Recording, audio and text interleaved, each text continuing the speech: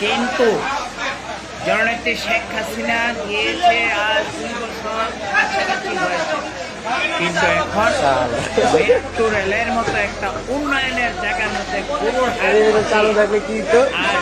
করছে, বাংলাদেশটাকে ধ্বংস করে দিয়েছে।